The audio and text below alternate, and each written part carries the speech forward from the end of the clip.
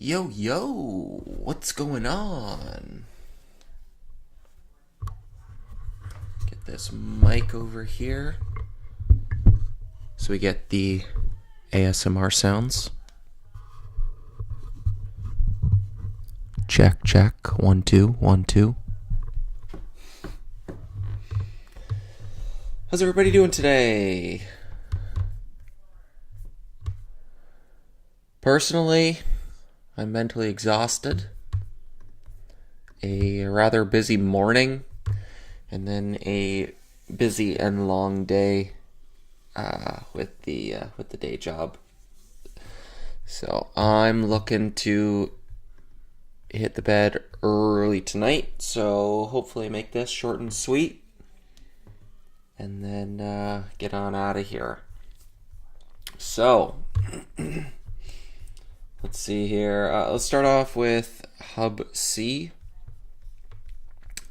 Daily chart, we got that week open, reclaimed, went up near the 140s, weaker close than I would have liked.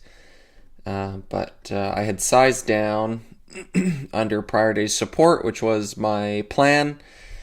And basically exactly what I said played out, that I felt like it could break these low ones. And if I wasn't risking, 70 cents, 90 cents, that I could have gotten shaken out on some size. So I made the decision in the moment to stop out under prior day support, which ended up being dead bottom. And then I positioned and got back up to full size with roughly the same entry, give or take a penny.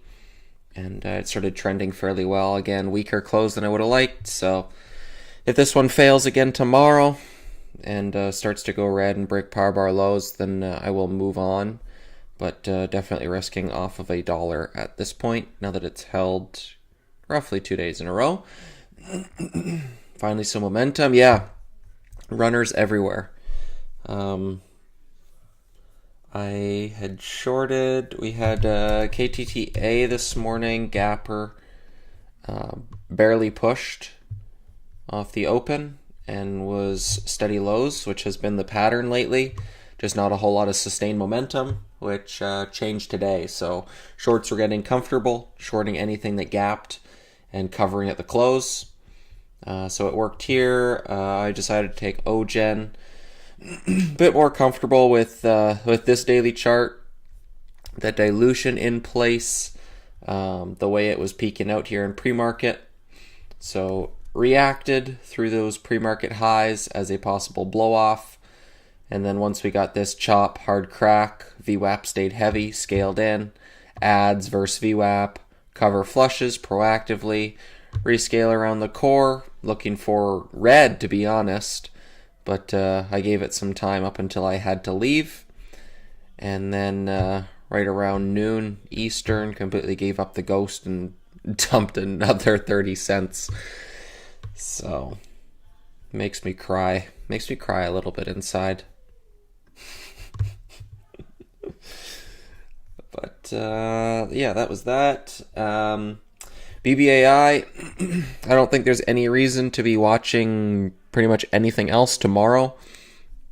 This is now getting into A-grade territory for a first red day overextension short.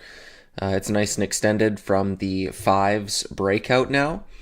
And parabolic, steady trend all morning.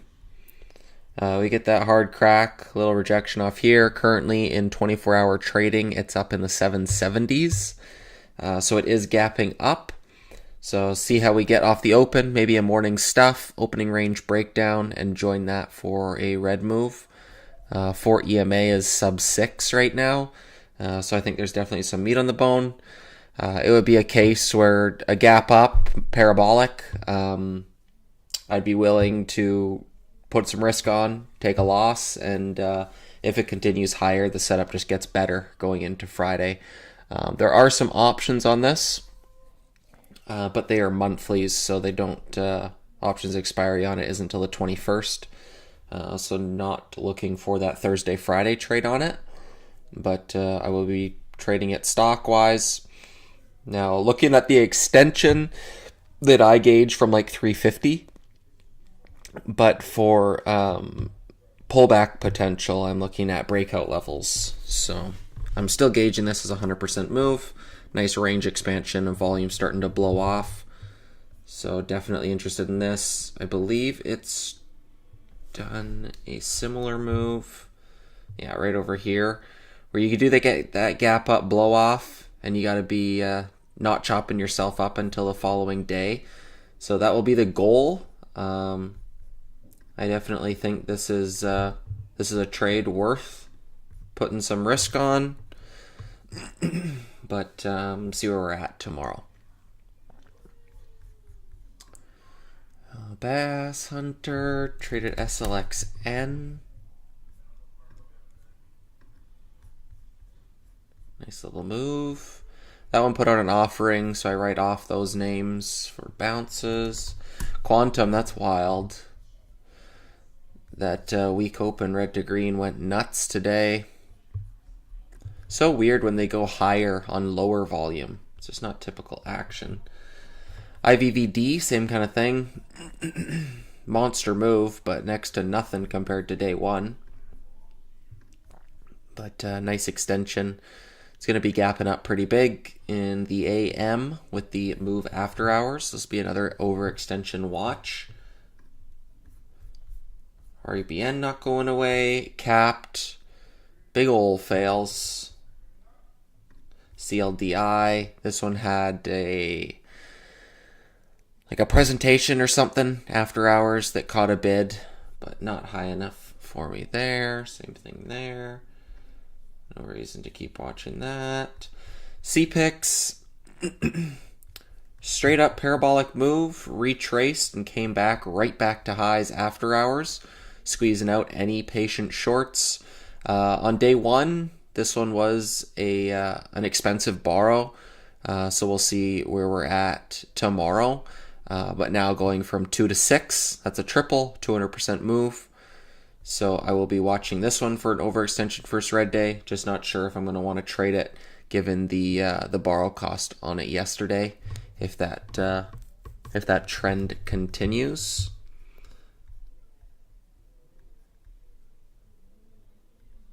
Two days in a row, wild moves into close. And then Wrecker, this big picture daily chart starting to shape up.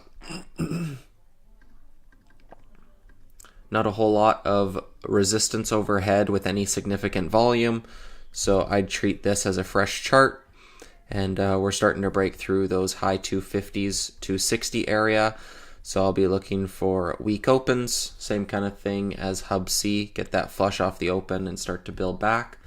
So if we can get a flush into the 240s, I like that for a trend join as well. What's going on, Jeff? How's it going? Stuff and such. Chris, Bass Hunter. All the usuals.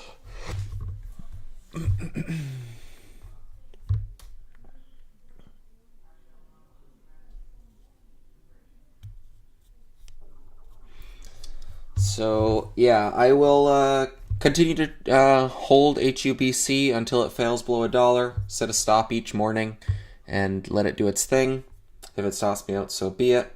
Wrecker, weak opens, red to green, big picture breakout. And then looking at CPIX, IVVD, and BBAI overextension first red days. BBAI will be my main watch the rest of the week.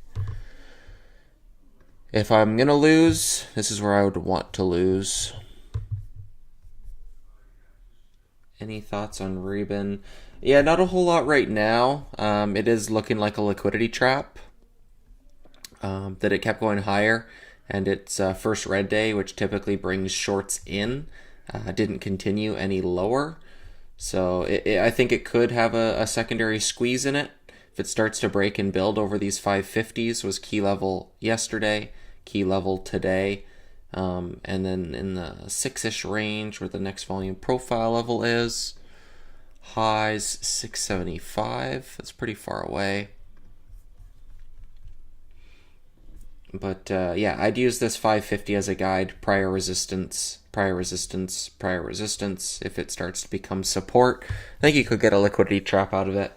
It wouldn't be a super high conviction trade for me, but especially given the current market environment we're in, people are rotating into recent runners, and willing to chase whatever.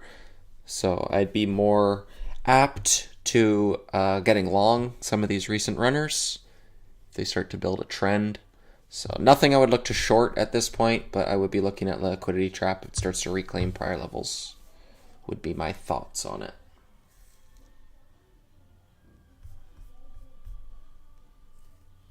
Bring on the chasers. Higher they chase, the more I like the shorts, like BBAI. Hopefully this thing gaps up like crazy. Traders for a Cause just announced another regional meetup in Miami for any of you East Coasters. It's in March. I don't remember the exact date. March 13th in Miami. So any of you guys over in that area, check it out.